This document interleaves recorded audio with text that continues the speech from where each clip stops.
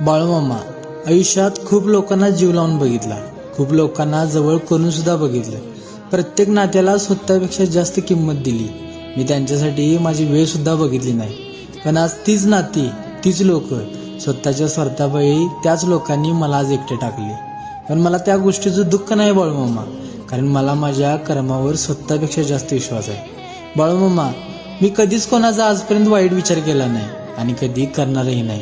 हा माझा शब्द आहे. बोला बाळूमामाच्या नावानं चांग भलं.